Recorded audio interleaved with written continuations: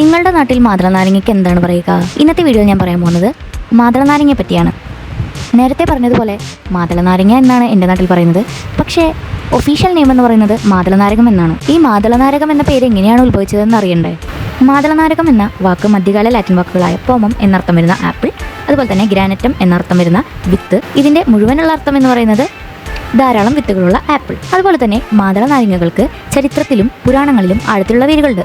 Middle ഈസ്റ്റിൽ നിന്നുള്ളതും വിവിധ സംസ്കാരങ്ങളിൽ ഫലഭൂയിഷ്ഠതയെയും മരണത്തെയും പ്രതീകപ്പെടുത്തുന്നു. അതുപോലെ തന്നെ ആരോഗ്യ ഗുണങ്ങളെപ്പറ്റി പറയുകയാണെങ്കിൽ polyphenol, vitamin C, folic acid എന്നിവ ഉൾപ്പെടുന്ന പോഷകങ്ങളുടെ സമ്പന്നമായ ഉള്ളടക്കം കാരണം മാതള നാരങ്ങയെ ഒരു സൂപ്പർ ഫ്രൂട്ടായി കണക്കാക്കുന്നു. അതുപോലെ തന്നെ ഗവേഷണങ്ങളിൽ പറയുന്നത് ഹൃദ്രോഗം, പ്രമേഹം, ക്യാൻസർ എന്നിവ തടയുന്നതിനായി മാതള നാരങ്ങകൾ കഴിക്കുന്നത് നല്ലതാണ്. അതുപോലെ തന്നെ മാതള നാരങ്ങകൾക്ക് 200 വർഷത്തിലധികം ജീവിക്കാനും ചൂടുള്ളതും വരണ്ടതുമായ കാലാവസ്ഥയിൽ തഴച്ചു വളരാനും കഴിയും. മാതള നാരങ്ങയെ പറ്റിയിട്ടുള്ള വീഡിയോ നിങ്ങൾക്ക് ഇഷ്ടപ്പെട്ടുണ്ടെങ്കിൽ ലൈക്ക് ചെയ്യാനും കമന്റ് ചെയ്യാനും മറക്കല്ലേ. അതുപോലെ തന്നെ നിങ്ങളുടെ നാട്ടിൽ എന്താണ് മാതള നാരങ്ങയെ പറയുന്നത് എന്നും പറയണേ. Thank you.